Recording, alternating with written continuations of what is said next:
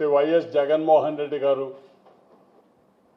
ఒక కుటుంబాన్ని కలవడానికి వెళ్ళినా లేదు ఇంకేదైనా ఒక కార్యక్రమం మీద వెళ్ళినా అశేషమైనటువంటి జనవాహిని ఎవరెవరైతే జగన్మోహన్ రెడ్డిని ప్రాణప్రదంగా అభిమానించారో ఆయనతో కలిసి నడవాలనుకున్నారో వేలాదిగా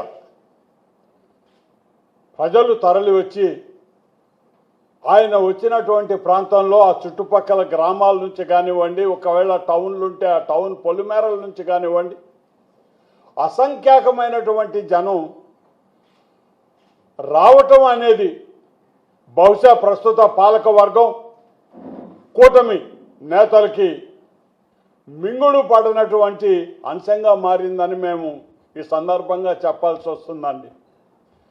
ఎందుకంటే అధికారంలో లేకపోయినా అధికారంలో ఉన్నటువంటి ప్రముఖులకి రానటువంటి జనం, ఆ జన సమూహం, ప్రతిపక్ష హోదా కూడా ఇవ్వనటువంటి ఒక మామూలు పులివెందల శాసనసభ్యుడు వారి మాటల్లోనే, కూటమి నేతల మాటల్లోనే పులివెందుల శాసనసభ్యుడు ఆయన ప్రాంతం కాకుండా వేరే ఇతర ప్రాంతాలకి రాష్ట్రంలో వెళ్ళినప్పుడు బహుశా కడపలో కూడా రానంత జన సమూహం వేలాదిగా రోడ్లు పట్టనటువంటి సందర్భంలో బహుశా అది జీర్ణించుకోలేనటువంటి కూటమి నేతలు కావచ్చు, ప్రస్తుత పాలకవర్గం కావచ్చు, విపరీతమైన ఆంక్షలు పెడుతూ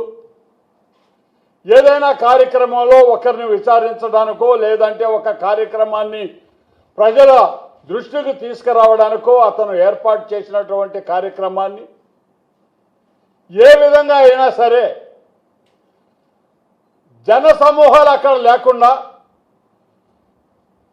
ఆ ప్రోగ్రామ్ని కానీ ఆ కార్యక్రమాలని కానీ ఫెయిల్ చేయాలనేటటువంటి ఒక ఆలోచనతో కుట్రపూరితంగా వ్యవహరిస్తున్నటువంటి ఈనాటి కూటమి ప్రభుత్వం యొక్క వికృత చేష్టలు మొత్తం ప్రజానీకం గమనిస్తున్నారండి.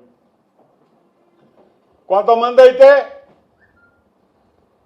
జనాన్ని తోలుకొని వస్తున్నారు, డబ్బులు ఇచ్చి తీసుకొని వస్తున్నారని అంటున్నారు. మేము ఒకటే అడుగుతున్నాం, ఒక్కసారి మీరు అసలు ఈ పోలీసు ఆంక్షలు పెట్టడమే మీ మనసుల్లోకి వచ్చినటువంటి ఆ భయం వ్యక్తం అవుతుంది తప్ప వేరొకటి కాదని నేను ఈ సందర్భంగా మనవి చేస్తున్నా. ఎంతమందిని తోలుతారయ్యా? ఎంతమందికి డబ్బులు ఇస్తారండి? 50,000 మంది, 60,000 మంది పల్లెటూర్ల నుంచి ఎవరికి వాళ్ళు వచ్చే జనాలకి డబ్బులు ఇచ్చి తోలుకోవాల్సిన కర్మ బహుశా మా నాయకుడు జగన్మోహన్ రెడ్డి గారికి లేదు, అటువంటి పరిస్థితి రాదు అని కూడా ఈ సందర్భంగా మనవి చేస్తున్నాం.